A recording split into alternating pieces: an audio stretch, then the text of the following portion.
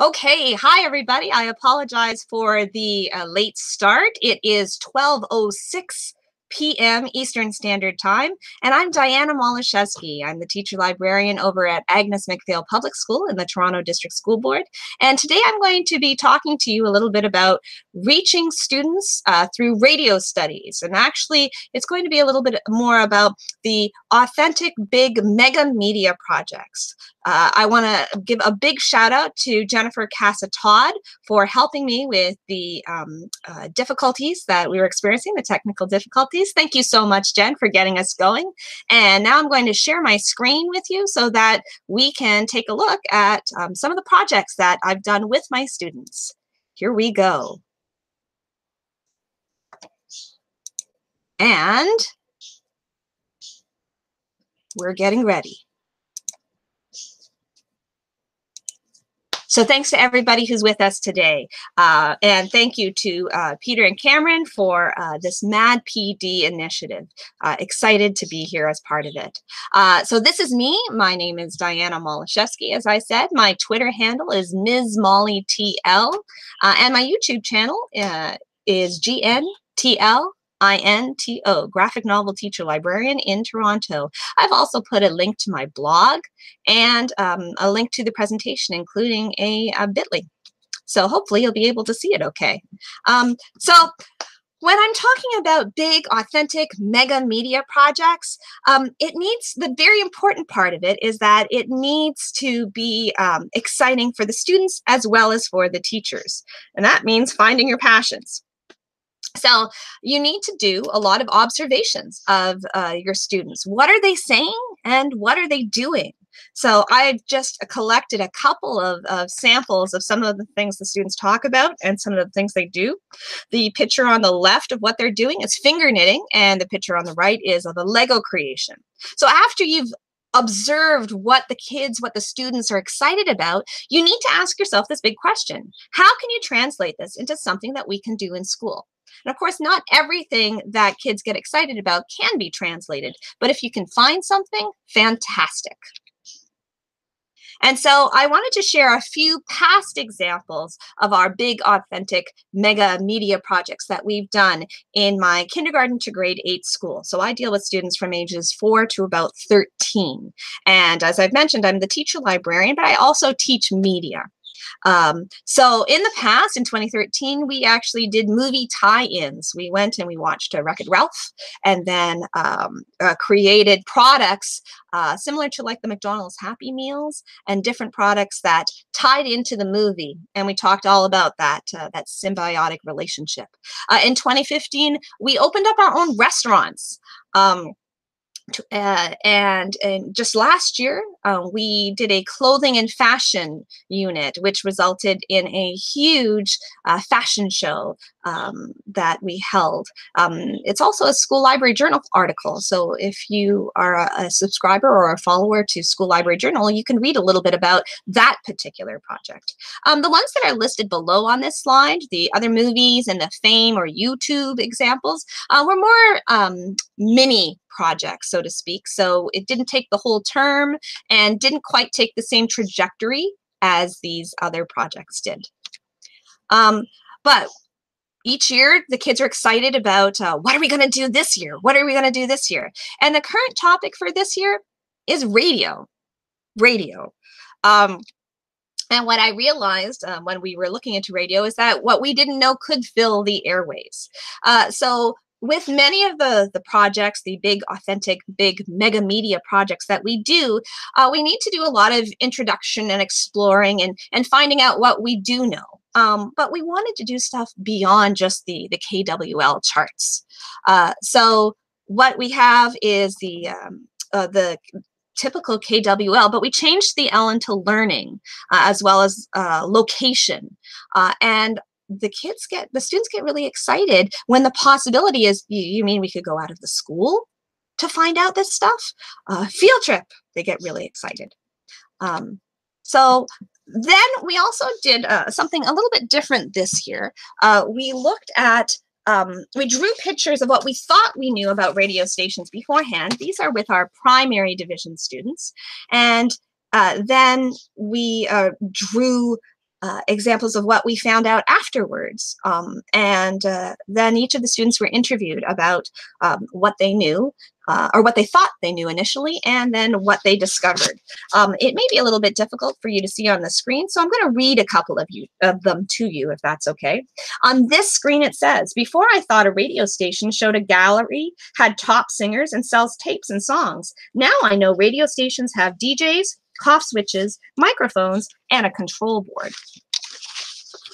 The one on the left says, "Before I thought there wasn't any computers in a radio station, and I didn't know what a cough switch was. Now I know they use a lot of things, such as computers, microphones, control boards, and cough switches." The one on the right says, "Before I thought it was a shop. Now I know that radio stations have a control board and a microphone and a cough switch. There's people making some music." Those examples were from a grade 2-3 class. Here's some examples from a grade 1-2 class. "Before, I thought there was a radio in a radio station, but there's no radio. Now I know that a radio station has a control board, a computer, and a microphone. I thought it was a place you build radios, but I was wrong." And we love that growth mindset, that it was okay to have an erroneous opinion. It's all about the learning. Raymond wrote, "Before I thought there were radios in radio stations. Now I know radio stations have microphones, control boards, and computers."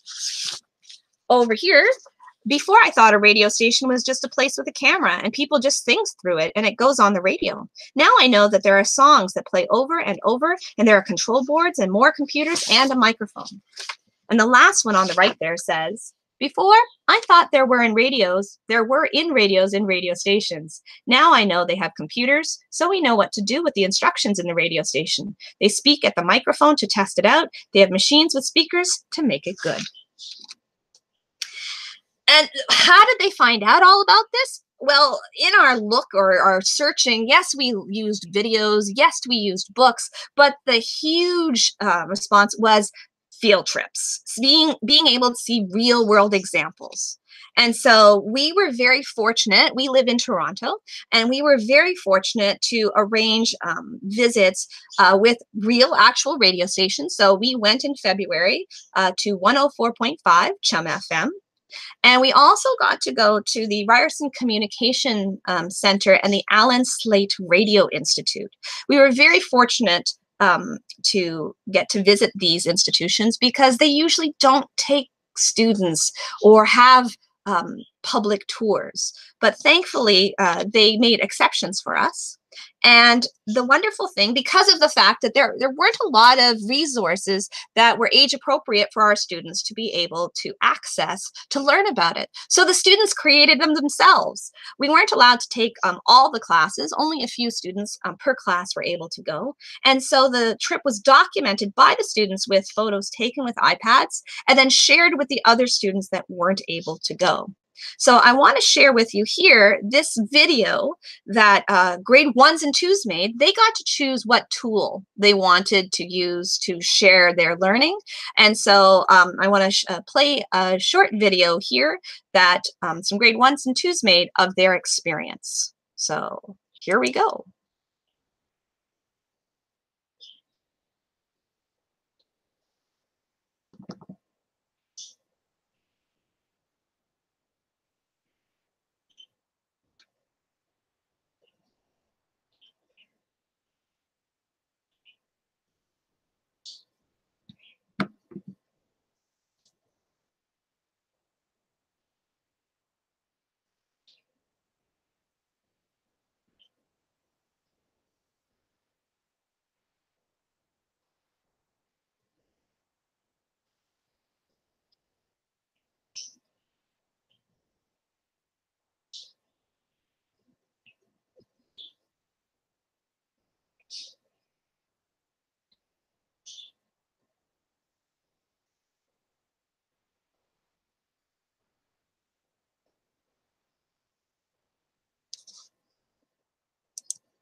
So I'm going to pause there just because I want to make sure that we get to see some of the other things that I wanted to mention, including the fact that you need to honor other voices. So I did mention I'm a teacher librarian, and I also teach media and media literacy.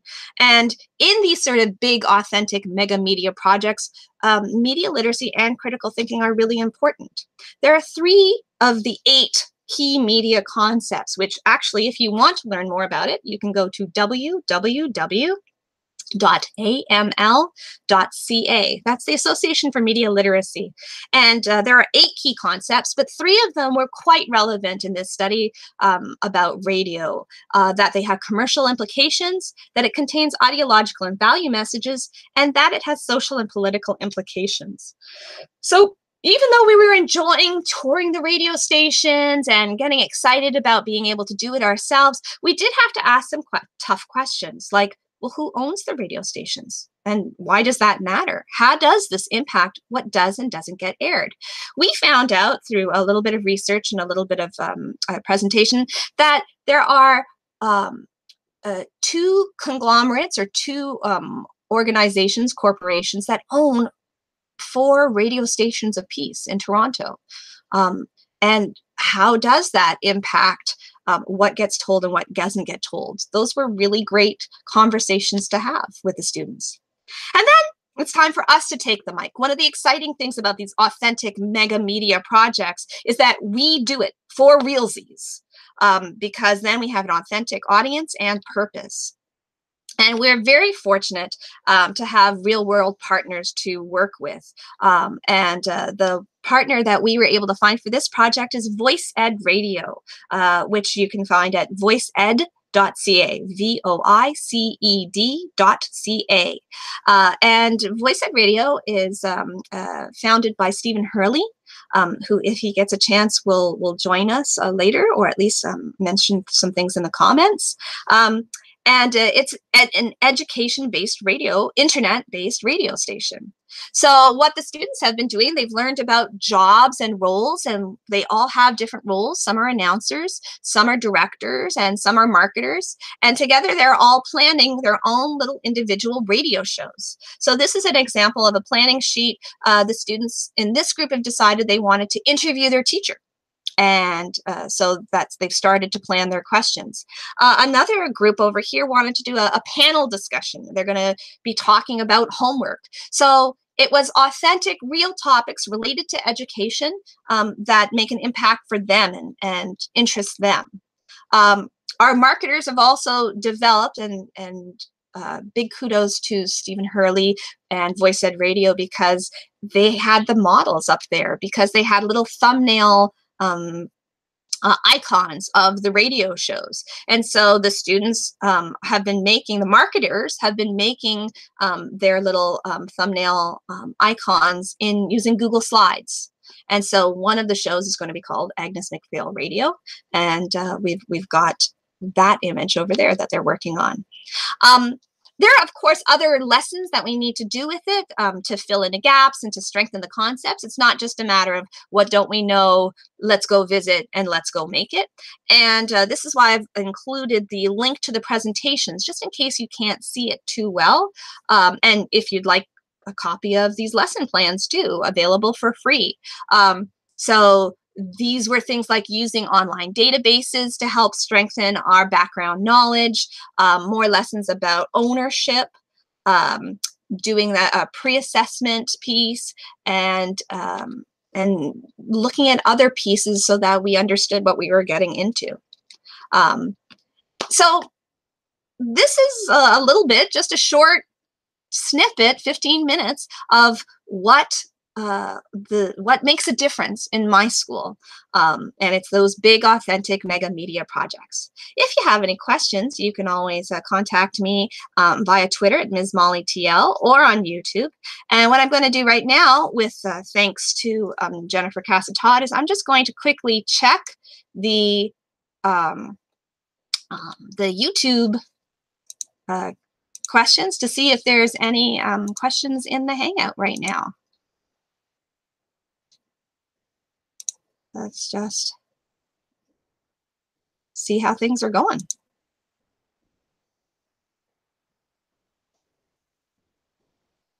And I think we're doing okay.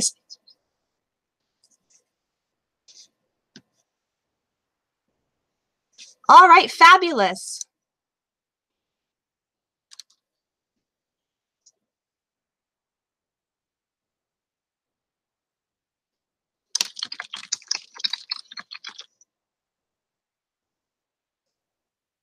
So I'd like to thank our live listeners, Mary Malashevsky and Stephen Hurley, who wrote in the comments, "Can't wait to get your voices here."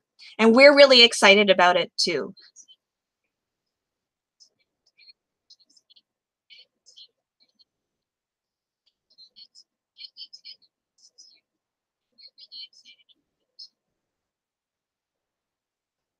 So we are just going to check to see if there are any other comments or questions. We're also going to check the feed, and then we're going to be archiving this, so you can watch this at any time.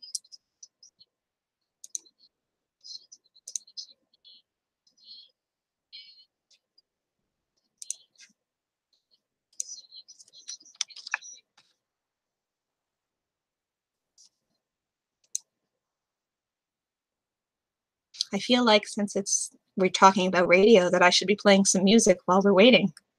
But that was one of the other things we found out is about copywriting. And in speaking to Stephen, we learned about the radio licensing.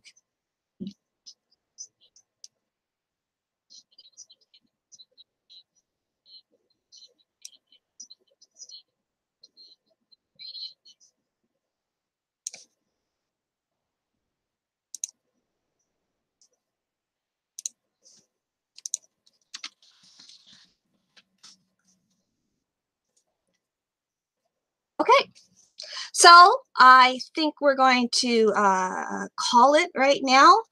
Once again, thank you to everybody who's made this project possible, both Stephen Hurley from Voice Ed Radio, CHUM, Chum FM, Ryerson University, and all the teachers and students who are quite patient with these unpredictable projects. We never know where it's going to take us, but we're always excited to be along for the ride.